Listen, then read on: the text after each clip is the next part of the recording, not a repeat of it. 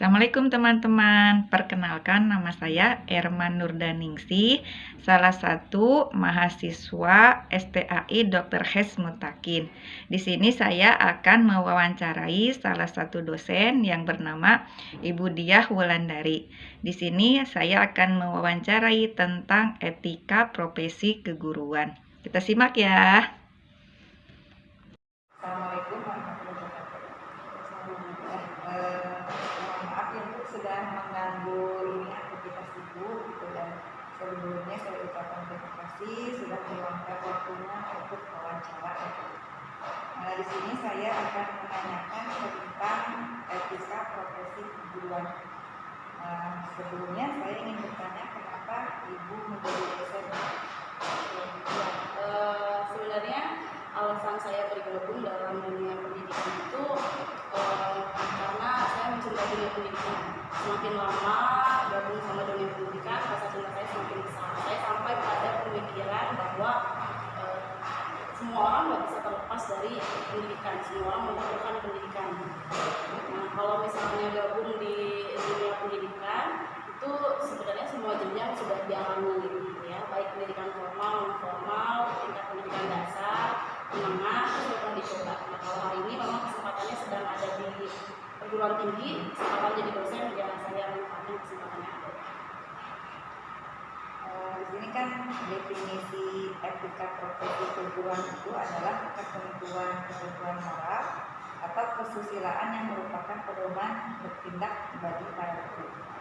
Nah, ketentuan moral atau kesusilaan inilah yang mengatur bagaimana seharusnya guru itu bersikap atau bertindak atau berbuat secara profesional. Bagaimana tanggapan Ibu atas pernyataan tersebut?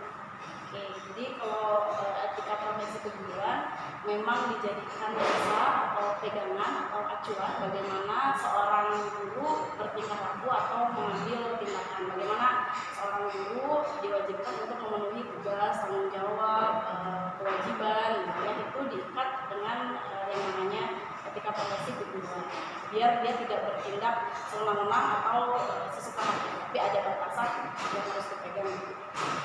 Nah, menurut Ibu penting kalau bicara soal ini atau tidak, semua profesi itu semua punya etika. Kalau bilang penting pasti penting, gitu ya. Apalagi dalam dunia pendidikan tadi, karena dasarnya adalah sebagai pegangan, acuan, gitu ya. Jadi tidak bisa sembarangan guru itu bersikap, tapi ada batasan, ada toleransi. Misalnya dalam salah satu kode etik guru tidak boleh melakukan diskriminasi.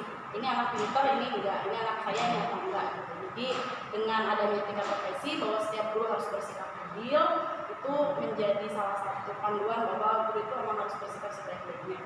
Jadi memang sangat penting sekali. Nah, sekarang Ibu menanyakan tentang pembelajaran efektif. Menurut Ibu, pembelajaran efektif itu seperti apa? Oke, kalau pembelajaran efektif itu pembelajaran dengan berbasis ketercapaian tujuan pembelajaran. Jadi belajar ini dikatakan efektif kalau tujuan pembelajarannya tercapai. Nah, penting apa tidak? Penting, karena kalau kita mau mencapai tujuan pembelajaran harus melakukan pembelajaran dengan cara yang efektif. Lalu bagaimana cara Ibu melaksanakan pembelajaran efektif? Cara melakukan pembelajaran yang efektif itu mulai dari perencanaan yang matang. Itu salah satu hal yang perlu dilakukan untuk melakukan pembelajaran yang efektif. Jadi sebelum mengajar, guru ini harus sudah mulai menentukan kira-kira materi yang akan dibahas apa, gitu. Harus mempersiapkan dengan matang. Tentu itu nanti akan dibarengi dengan bagaimana metode yang akan dilakukan, media yang akan digunakan apa. Gitu. Makanya akan sangat miris sekali kalau misalnya ada guru-guru begitu ya, atau ada dosen yang masuk kelas terus nanya, hari ini materinya apa? Berarti kan nggak nyiapin, jangankan metode, jangankan media, materinya itu dia nggak tahu misalnya. Nah, maka salah satu indikator efektivitas pembelajaran yaitu dengan melakukan persiapan pembelajaran, perencanaan pembelajaran. Kalau tentang guru profesional, jadi ini kan adalah salah satu kemestian menjadi guru profesional. Menurut Ibu kenapa? Oke, guru profesional itu diperlukan dalam upaya mencapai tujuan pendidikan. Jadi kalau gurunya tidak profesional, tujuan pendidikan ya nggak akan tercapai. Gitu ya. Kalau saya ingat dari salah satu ahli pendidikan, gitu ya. Dia bilang bahwa nggak ada murid yang bodoh, semua murid itu pintar, cuma dia belum ketemu sama guru yang hebat dengan media pembelajaran yang tepat aja, kata Profesor Yohanes Surya.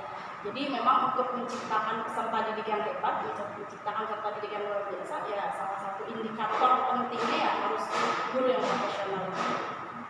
Kalau guru profesional itu sendiri yang seperti apa? Ya. Kalau guru profesional, guru yang sesuai dengan kualifikasi profesionalisme. Ada 4 kompetensi sebagaimana kita ketahui. Ada kompetensi pedagogi, ada kompetensi kepribadian, ada kompetensi sosial, ada kompetensi profesional. Itu 4 kompetensi yang harus dimiliki oleh seorang guru. Bagaimana cara ibu menjadi guru profesional? Oke. Kalau caranya tentu dengan meningkatkan kapasitas kualitas diri gitu ya, terus mengupgrade kemampuan gitu. Jadi dengan mendapatkan titel atau gelar itu bukan berarti selesai belajar, tapi keilmuan, pengetahuan itu terus berkembang, maka untuk profesionalitasan itu memang harus terus juga dijaga dengan terus belajar. Salah satunya terus mengupgrade diri, banyak baca, banyak belajar. Saya kira itu yang perlu dilakukan sama semua guru. Sekarang masalah prodi, khususnya prodi pendidikan agama Islam, apa saja capaian lulusan prodi pendidikan agama Islam di FKI masing-masing? Oke, untuk capaian lulusan itu sebagai pendidik ya, pendidik PAI di tingkat dasar dan di tingkat menengah. Jadi lulusan SKI ini diharapkan dia bisa menjadi guru-guru di tingkat dasar ataupun menengah pada mata pelajaran pendidikan agama. Mata kuliah ini kan berkaitan dengan capaian tersebut apa saja? Jadi mata kuliah etika profesi guru ini memang berkaitan dengan capaian lulusan, karena mata kuliah etika profesi guru di dalamnya berbicara tentang bagaimana cara menjadi guru yang baik, bagaimana cara menjadi guru yang beretika, bagaimana cara menjadi guru yang tepat begitu ya, yang profesional. Maka mata kuliah ini ya berkaitan dengan kemampuan peserta didik yang nanti akan menopang teman-teman bagaimana belajar menjadi guru yang tepat. Jadi dijadikan sebagai dasar atau landasan teman-teman untuk belajar lebih jauh tentang bagaimana menjadi guru yang profesional. Lalu bagaimana cara kampus menjamin agar ibu dapat mencapai capaian lulusan tersebut? Kalau di kampus itu ada P2M, pusat penjamin. Jadi memang untuk tercapaian indikator lulusan gitu ya, bagaimana efektivitas belajar itu kita diukur atau dijamin sama pusat penjaminan itu dengan melakukan survei, dengan melakukan penilaian, dengan melakukan monitoring dan evaluasi yang dilakukan secara berkala. Dalam setiap semester misalnya teman-teman mahasiswa diminta untuk menilai bagaimana pembelajaran yang dilakukan sama dosen. Sudah efektif atau belum? Dosen ini rajin atau enggak? Dosen ini bagus atau tidak? Gitu. Nah, nanti ini dijadikan sebagai dasar bagaimana capaian yang kita harapkan gitu ya bisa dapat terwujud di SDI. Gitu. Baik Bu, terima kasih Bu. Oke, baik. Atas jawaban-jawabannya gitu ya. Mudah-mudahan bisa dijadikan bahan untuk pembelajaran. Belajar mungkin Bu pengajarannya, terima kasih ya. Mudah-mudahan dibalas oleh Allah. Sesuaikan gitu ya. Baik teman-teman, saya akan menjelaskan tentang definisi etika profesi keguruan. Etika berasal dari kata ethos yang artinya adalah karakter, watak, kesusilaan, ataupun adat. Jadi etika itu berkaitan dengan konsep yang dimiliki oleh individu ataupun kelompok untuk menilai apakah tindakan-tindakan yang telah dikerjakan itu salah atau benar, buruk ataukah baik gitu. Dan dari paradigma ini dapat dikaitkan bahwa etika adalah suatu ilmu yang membicarakan masalah perbuatan atau tingkah laku manusia yang mana dapat dinilai baik dan mana yang jahat. Dari berbagai ahli, menurut Ovi Simarongkir, etika atau etik sebagai pandangan manusia dalam berperilaku menurut ukuran dan nilai yang baik. Nah, menurut Sidi Ghazalba dalam sistematika filsafat, bahwa etika adalah teori yang tentang tingkah laku perbuatan manusia dipandang dari segi baik dan buruk sejauh mana yang dapat ditentukan oleh akal. Menurut Burhanuddin Salam, etika adalah cabang filsafat yang berbicara mengenai nilai dan norma moral yang menentukan perilaku manusia dalam hidupnya. Ada dua macam etika yang harus dipahami dalam menentukan baik buruknya perilaku manusia. Ada etika deskriptif, yaitu etika yang berusaha meneropong secara kritis dan rasional sikap dan perilaku manusia dan apa yang dikejar oleh manusia dalam hidup ini sebagai sesuatu yang bernilai. Etika deskriptif memberikan fakta sebagai dasar bahwa mengambil keputusan tentang perilaku atau sikap yang mau diambil. Lalu ada etika normatif. Nah, etika normatif yaitu suatu etika yang berusaha menetapkan berbagai sikap dan pola perilaku ideal yang seharusnya dimiliki oleh manusia dalam hidup ini sebagai sesuatu yang bernilai. Etika normatif memberi penilaian sekaligus memberi norma sebagai dasar dan kerangka tindakan yang akan diputuskan. Nah, adapun istilah profesi berasal dari bahasa Inggris yaitu profession atau bahasa Latinnya profecus yang artinya mengakui adanya pengakuan, menyatakan mampu atau ahli dalam melakukan suatu pekerjaan. Sedangkan secara terminologi, profesi berarti suatu pekerjaan yang mempersyaratkan pendidikan tinggi bagi pelakunya. Yang ditekankan pada pekerjaan mental yaitu adanya persyaratan pengetahuan teoritis sebagai instrumen untuk melakukan perbuatan praktis, bukan pekerjaan manual. Jadi, suatu profesi harus memiliki 3 pilar pokok, yaitu pengetahuan, keahlian, dan persiapan akademik. Menurut Kamus Bahasa Indonesia, istilah profesionalisasi ditemukan sebagai berikut. Profesi adalah bidang pekerjaan yang dilandasi pendidikan keahlian atau keterampilan, kejuruan, dan sebagainya.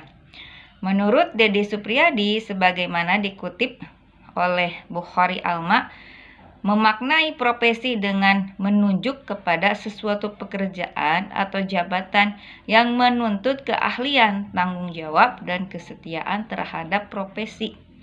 Dan Deddy juga menyatakan bahwa suatu profesi tidak bisa dilakukan oleh sembarang orang yang tidak dilatih dan disiapkan untuk itu. Selanjutnya, pengertian profesi menurut Dr. Sikun adalah profesi suatu pernyataan atau suatu janji yang terbuka bahwa seseorang akan mengabdikan dirinya kepada suatu jabatan atau pekerjaan dalam arti biasa karena orang tersebut merasa dipanggil untuk menjabat pekerjaan itu. Dari pengertian di atas disimpulkan bahwa profesi adalah suatu kepandaian khusus yang dimiliki oleh seseorang yang diperoleh melalui pendidikan karena orang tersebut merasa terpanggil untuk menjabat pekerjaan tersebut. Dalam kancah pendidikan, jabatan guru dapat dikatakan sebuah profesi karena menjadi seorang guru dituntut untuk keahlian tertentu. Mengajar, misalnya mengelola kelas, merancang pengajaran. Dan dari pekerjaan ini seseorang dapat memiliki nafkah bagi kehidupan selanjutnya. Untuk itu, profesi guru pun mempunyai etika. Nah, etika profesionalisme guru merupakan ilmu atau kode etik yang telah disepakati dalam menjalankan profesi keguruan yang mengarahkan pada profesionalisme guru.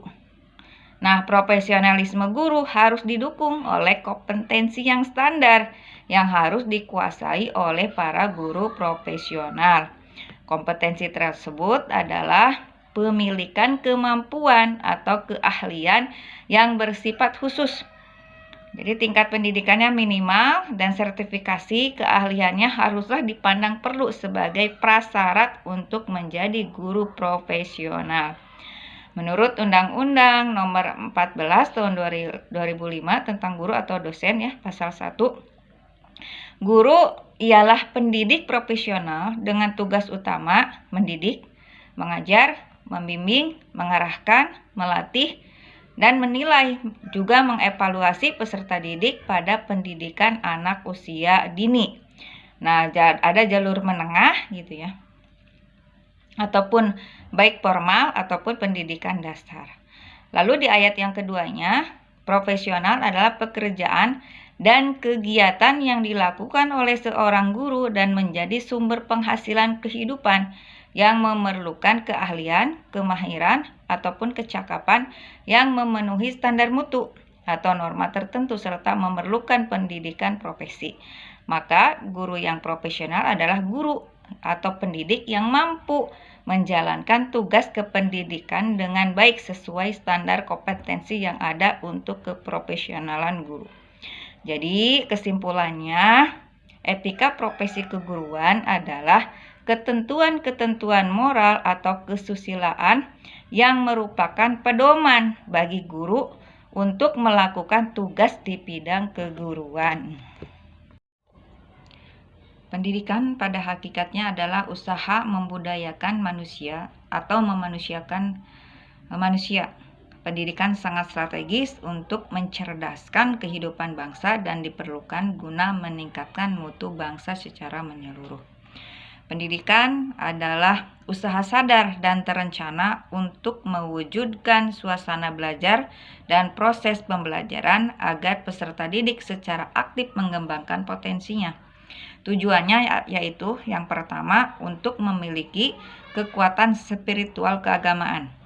Yang kedua untuk pengendalian diri. Yang ketiga adalah untuk kepribadian. Yang keempat kecerdasan. Yang kelima akhlak mulia. Dan keenam keterampilan yang diperlukan dirinya, masyarakat, dan negara. Adanya penerimaan terhadap suatu kode etik itu mengandung makna selain adanya pengakuan dan pemahaman atas ketentuan prinsip-prinsip yang terkandung di dalamnya. Juga adanya suatu ikatan komitmen dan pernyataan kesadaran untuk mematuhinya dan menjelaskan dan menjalankan juga tugas-tugas perilaku keprofesiannya, serta kesiapan dan kerelaan atas kemungkinan adanya konsekuensi dan sanksi seandainya terjadi kelalaian terhadapnya. Dengan demikian, kode etik keprofesian pada hakikatnya merupakan suatu sistem peraturan atau perangkat prinsip-prinsip keperilakuan yang telah diterima oleh kelompok orang-orang yang tergabung dalam himpunan organisasi keprofesian tertentu. Maka kode etik keprofesian itu memiliki kedudukan, peran dan fungsi yang sangat penting dan strategis dalam menopang keberadaan dan kelangsungan hidup suatu profesi di masyarakat. Bagi para pengemban tugas profesi akan menjadi pegangan dalam bertindak secara acuan dasar dalam seluk-beluk keperilakuannya dalam rangka memelihara dan menjunjung tinggi martabat dan wibawa serta kredibilitas visi, misi, fungsi, dan profesinya. Nah, etika profesi keguruan masuk dalam kategori etika sosial dalam lingkup etika profesi. Untuk mengetahui apa yang dimaksud dengan etika profesi keguruan, maka terlebih dahulu harus tahu apa itu etika, apa itu profesi, dan apa itu guru. Profesi dapat diartikan sebagai suatu pekerjaan yang berjenjang karir yang membutuhkan pendidikan dan keterampilan dalam melakukannya. Khusus untuk jabatan guru sebenarnya juga ada sesuatu yang mencoba menyusun kriterianya. Misalnya National Education Association ataupun NEA pada tahun 1948 menyarankan kriteria sebagai berikut. Yang pertama, jabatan yang melibatkan kegiatan intelektual. Yang kedua, jabatan yang menggeluti suatu batang tubuh ilmu yang khusus.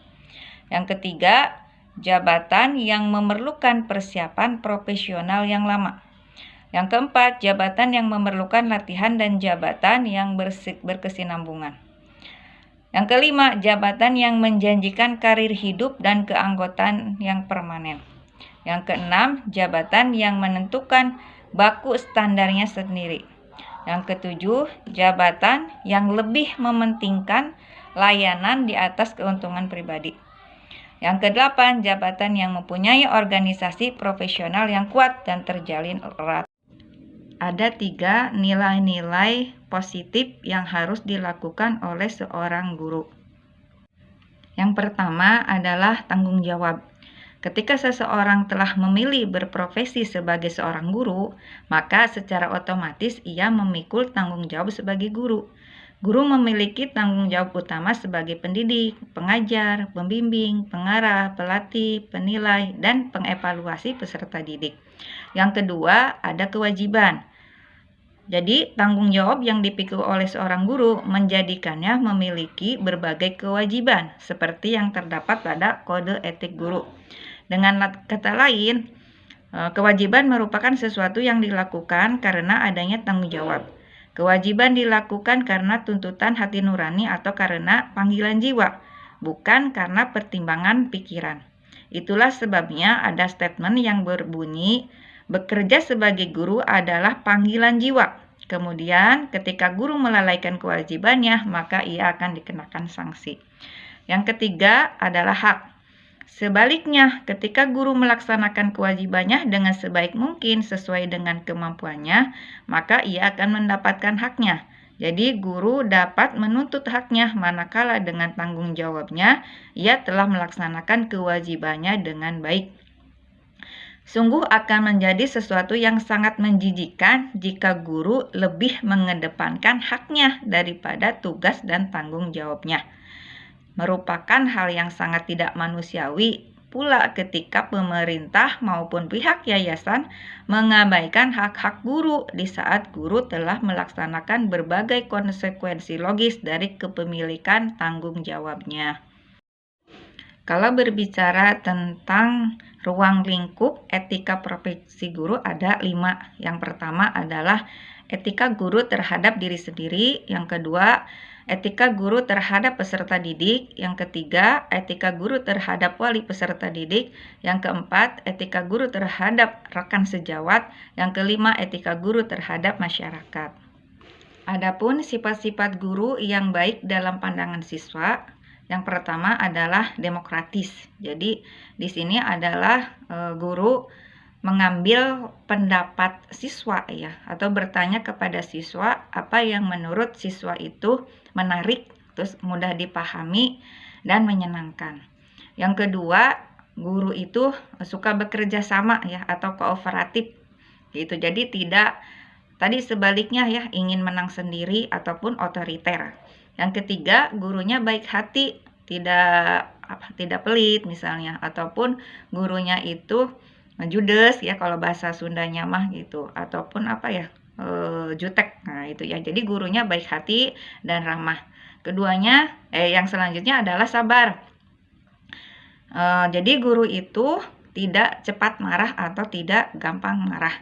Lalu gurunya adil. Adil ini adalah tidak memihak salah satu siswa atau murid gitu, tapi menyamakan gitu ya. Jadi mendapatkan perlakuan yang sama setiap muridnya gitu.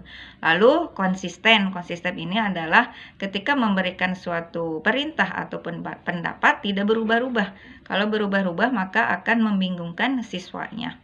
Lalu bersifat suka menolong. Jadi walaupun guru, tapi kalau untuk tolong menolong tidak apa-apa ya kalau ibaratnya menolong muridnya yang memang butuh pertolongan ataupun kesusahan.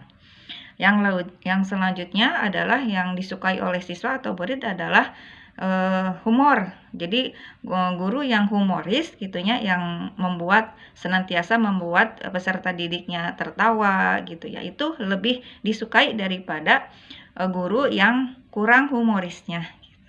Dan selanjutnya menguasai bahan pelajaran. Ya tentu yang namanya seorang guru harus menguasai materi. Karena banyak mungkin dari peserta didik yang akan bertanya gitu, dan kalau wawasannya kurang luas maka jawabannya pun mungkin tidak memuaskan peserta didik.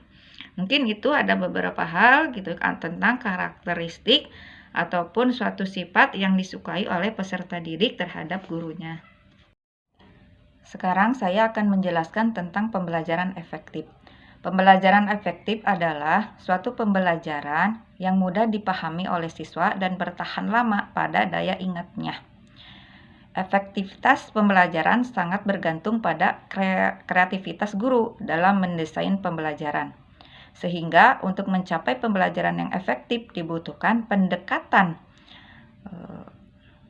dan strategi pembelajaran yang relevan dengan karakteristik siswa dan materi pembelajaran.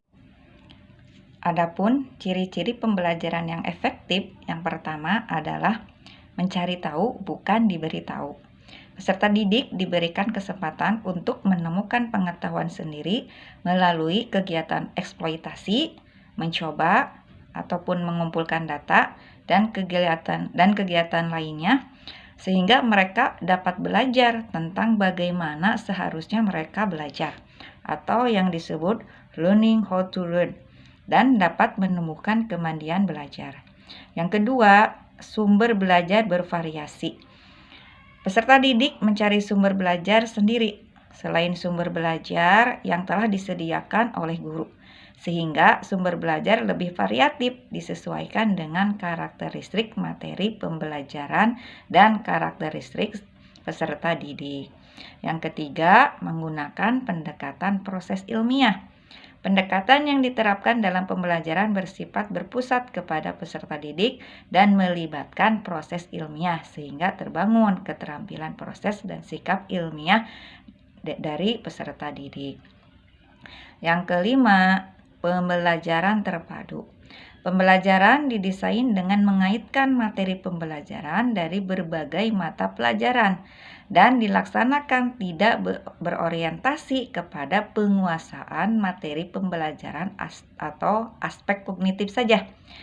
Jadi berorientasi kepada seluruh aspek gitu, sehingga bermakna bagi kehidupan peserta didik. Yang keenam, pembelajaran dengan jawaban multidimensi.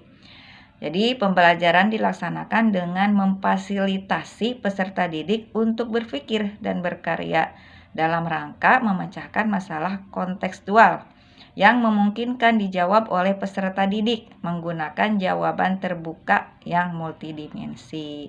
Nah, mungkin itu ya ciri-ciri pembelajaran efektif. Pengertian guru profesional. Guru profesional ialah semua orang yang memiliki kewenangan dan tanggung jawab terhadap pendidikan siswa, baik secara individual maupun klasikal. Guru profesional sangat diinginkan, terutama di negara kita ya, negara Indonesia, karena dapat meningkatkan mutu pendidikan. Peserta didik yang dididik oleh guru profesional menjadi kualitas atau mutu pada anak didik tersebut dan mengalami peningkatan. Sebagai guru harus memiliki minimal dasar kompetensi sebagai bentuk wewenang dan kemampuan di dalam menjalankan tugas-tugasnya. Berdasarkan Undang-Undang Nomor 14 Tahun 2005 tentang guru dan dosen, ada 4 kompetensi yang harus dimiliki oleh guru. Pertama, kompetensi pedagogik, lalu kepribadian, profesional, dan sosial. Selain terampil dalam mengajar, guru profesional juga harus mempunyai kemampuan pengetahuan yang luas, bijak, serta mampu bersosialisasi dengan baik. Di sini ada kriteria guru profesional. Pertama, memiliki akhlak dan budi pekerti yang luhur sehingga dapat memberikan contoh yang baik kepada anak didiknya. Lalu memiliki kemampuan untuk mendidik dan mengajar anak didik dengan baik. Dan menguasai bahan atau materi pelajaran yang akan diajarkan dalam interaksi belajar mengajar. Juga mempunyai kualifikasi akademik dan latar belakang pendidikan sesuai dengan bidang tugasnya. Juga menguasai berbagai administrasi kependidikan, misalnya lihai dalam membuat RPP ya, silabus, kurikulum, KKM, dan lain sebagainya. Dan memiliki semangat dan motivasi yang tinggi guna mengabdikan ilmu yang dimilikinya kepada peserta didik. Guru juga Guru profesional juga tidak pernah berhenti untuk belajar dan mengembangkan kemampuannya, seperti mengikuti diklat dan pelatihan untuk menambah wawasan dan pengalaman. Juga aktif, kreatif, dan inovatif untuk mengembangkan pembelajaran dan selalu up to date terhadap informasi atau masalah yang terjadi di sekitar. Jadi guru itu tidak boleh gaptek ya, harus menguasai iptek seperti komputer, internet, blog, Facebook, website, dan lain sebagainya. Juga harus gemar membaca sebagai upaya untuk menggali dan menambah wawasan. Tidak pernah berhenti untuk berkarya ya, misalnya membuat PTK, bahan ajar, artikel, dan lain sebagainya. Dan dapat berinteraksi dan bersosialisasi dengan orang tua murid, teman sejawat, dan lingkungan sekitar dengan baik. Aktif juga dalam kegiatan-kegiatan organisasi seperti KKG, PGRI, Pramuka, dan lain-lain. Juga memiliki sifat cinta kasih, tulus, dan ikhlas dalam mengajar. Dan selalu niatkan karena lillahi ta'ala, karena segala aktivitas yang berhubungan dengan mengajar atau menyampaikan ilmu insya Allah tercatat sebagai pahala di sisi Allah dan menjadikan amal yang mengalir. Amin. Baik teman-teman, itu saja yang dapat saya sampaikan. Mudah-mudahan bermanfaat. Untuk yang sudah menjadi profesi guru, terus lanjutkan dan tetap semangat karena masa depan generasi bangsa ada di tangan kalian. Dan untuk teman-teman yang masih berjuang dalam pendidikan untuk mencapai cita-cita sebagai guru, terus lanjutkan dan semoga akan berhasil. Itu saja, mohon maaf kalau ada kesalahan dan kekurangan. Wassalamualaikum warahmatullahi wabarakatuh.